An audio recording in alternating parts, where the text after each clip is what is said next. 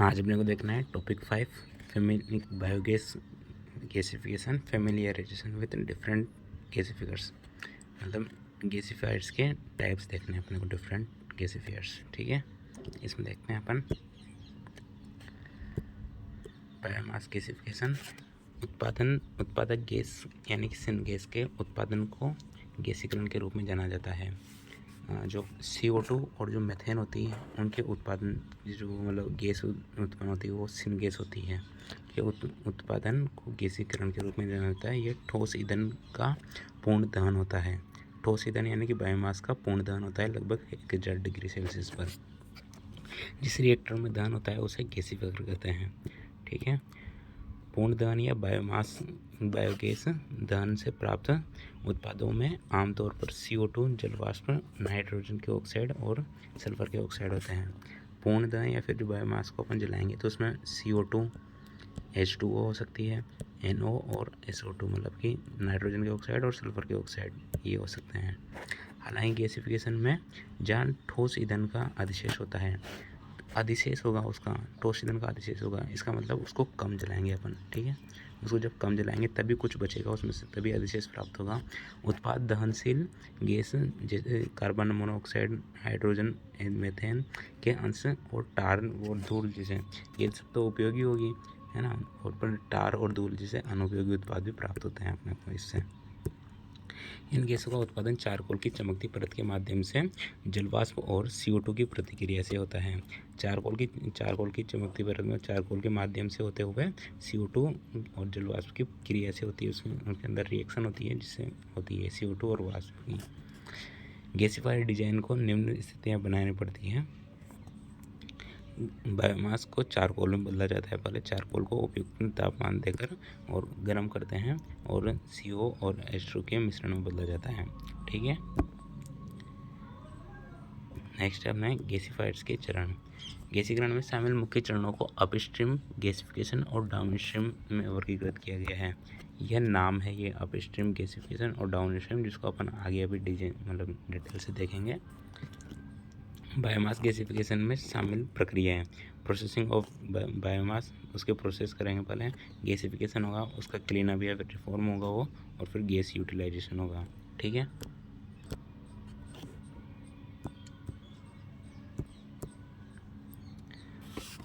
अब इसको थोड़ा विस्तार से समझते हैं अपन। वो जो अपन ने देखा upstream downstream, processing of biomass अपन ने अभी देखा, पहले प्रोसेसिंग करते हैं, गैसिफिकेशन, फिर क्लीन अप करते हैं, फिर उसका यूटिलाइजेशन मतलब उपयोग में ले सकते हैं उसको बाद में। तो प्रोसेसिंग में क्या क्या होता है, छोटे छोटे टुकड़े करते हैं, मतलब जो बायोमास है अपने उसको सुखाते हैं। गैसिफाइंग के तत्वों को तैयार करना, उसमें जो और अब इसके अलावा बायोमास के अलावा जो तत्व डालेंगे तो उनको तैयार करते हैं। गैसिफिकेशन में बायोमास को गर्म करते हैं, उनके अंदर केमिकल रिएक्शन होती है और कैटालाइसिस होता है। क्लीन अप ऑफ टार, इसमें रिफॉर्म में क्या करेंगे, clean up of tar, syn gas में से टार को निकालेंगे, और reform of the syn gas को रिफॉर्म करेंगे, और कैटालाइसिस होगा इसमें भी। ठीक है, गैस टरबाइन यूटिलाइजेशन में क्या होगा, गैस टरबाइन में उपयोग लेते हैं, बर्नर में, फ्यूल में और हीट और पावर में उपयोग लेते हैं। अब प्रोसेसिंग ऑफ बायोमास, ये जो प्रोसेस करने का है ना, तो ये अपस्ट्रीम में आएगा।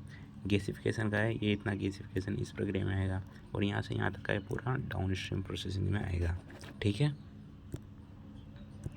अब इसमें और भी होगा नहीं है। तो गैसिफिकेशन प्रोसेस, नेक्स्ट है अपना गैसिफिकेशन प्रोसेस।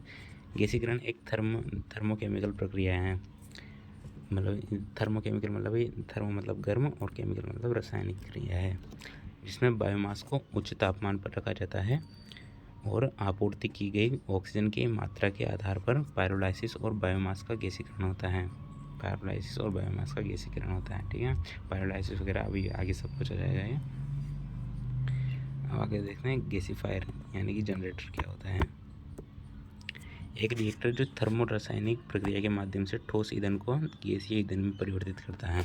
ठोस ईंधन को गैसीय ईंधन में परिवर्तित करता है। ठीक है, इसके अंदर डालने पर उत्पादक गैस यह कार्बन मोनोऑक्साइड, हाइड्रोजन, CH4 और गैर दहनशील गैस जैसे दहनशील गैसों का मिश्रण है।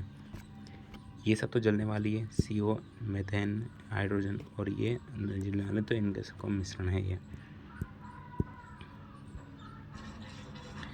ये गैस तब उत्पन्न होती है जब लकड़ी का कोयला, स्लेक या फसल अवशेष को अपर्याप्त वायु या बायोमास की अधिकता में जलाते हैं।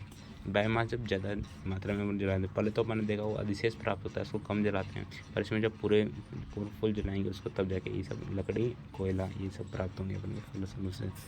पायरोलाइसिस, इस प्रक्रिया में ऊष्मा के प्रयोग से बायोमास को चारकोल, वुड, ऑयल, टार गैसों में बदलने के लिए किया जाता है। इसके लिए तापमान रखा जाता है 280 से 500 डिग्री सेल्सियस। ठीक है, आगे देखते हैं। रिएक्शन जोन ऑफ गैसीफिकेशन, तो ड्राइंग जोन, इसमें बायोमास कणों की नमी बाहर निकलती है। इसमें ड्राइंग नाम से पता चल रहा है।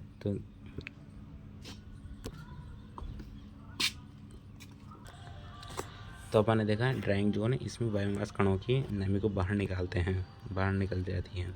पायरोलाइसिस ऑफ डिवोल्टाइजेशन जोन, इसको मतलब डिवोल्टाइजेशन जोन भी बोलते हैं। इसमें ठोस पदार्थों को 250 डिग्री सेल्सियस पर टूटते हैं, उसको 250 डिग्री तापमान उपलब्ध करवाते हैं, जिससे चारकोल के साथ साथ संघनित व गैर संघनित गैसें, संघनित वो भी उत्पन्न होती हैं। सभी पायरोलाइसिस उत्पाद ऑक्सीकरण क्षेत्र में चलते हैं। ठीक है, ऑक्सीडेशन जोन में चलते हैं ये सब। कंबशन या ऑक्सीडेशन जोन, इस क्षेत्र में ऑक्सीजन का प्रवेश होता है। तापमान उत्पादन के अलावा ऑक्सीकरण क्षेत्र का एक कार्य भी सभी संघनित कार्बनिक उत्पादों को परिवर्तित और ऑक्सीकरण करना भी है। सभी कार्बनिक उत्पादों को परिवर्तित, उनको दूसरी फॉर्म में मतलब चेंज करना और ऑक्सीकरण करना है।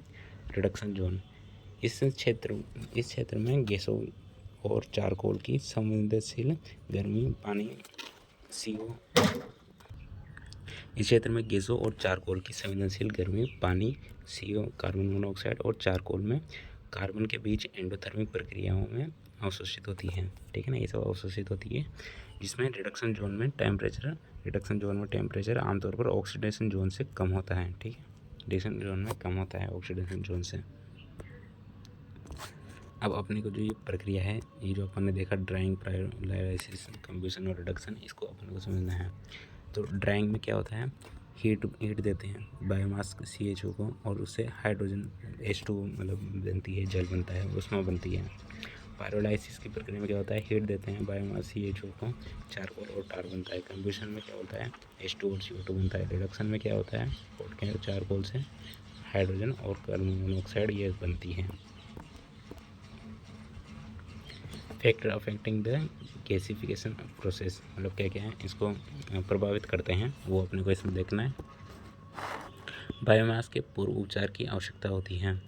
इसमें आकार में कमी, आकार की जांच, आकार मतलब उसमें जो अपन एजेंट जो काम में ले रहे हैं, जो उसमें डाल रहे हैं बायोमास, उसको जांच करते हैं, उसके आकार की, उसके आकार में कमी करते हैं, पहले तो छोटा करते हैं उसको, फिर उसकी जांच करते हैं। चुंबकीय चीज़ों को अलग करना, मतलब उसमें कुछ मेटल है तो उसको अलग करना है अपने को। गीले बायोमास के रूप में भंडारण किया जाता है।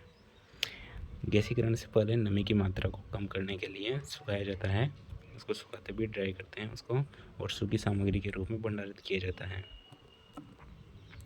फीड स्टॉक प्रकार और फीड स्टॉक तैयारी ही उत्पादित गैस के मिश्रण या सिनगैस के उत्पाद को प्रभावित करने वाले महत्वपूर्ण कारक हैं। फीड स्टॉक मतलब उसमें अपन जो भी सामान डाल रहे हैं उसका प्रकार और उसको क्या क्या अपन ने उसको तैयार किया है, तो वही सभी उसके महत्वपूर्ण कारक हैं। गैसिफिकेशन को प्रभावित करने वाले मुख्य तत्व क्या क्या है वो आप अपने को देखना है। तो समान या उचित अनुपात, बायोमास का प्रकार, नमी प्रतिशत, तापमान, गैसिफाइंग एजेंट डालने का समय और दाब।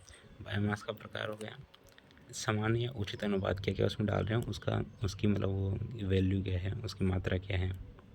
बायोमास का प्रकार, नमी प्रतिशत का ध्यान रखना पड़ता है। तापमान, गैसिफाइंग एजेंट जो उसमें अपन डाल रहे हैं वो क्या क्या है, डालने का समय और दाब, प्रेशर, मतलब ये सब देखते हैं। ये टॉपिक बड़ा है, इसलिए टाइप्स ऑफ गैसिफायर ये अपन इसमें नेक्स्ट लेक्चर में देखेंगे। ठीक है।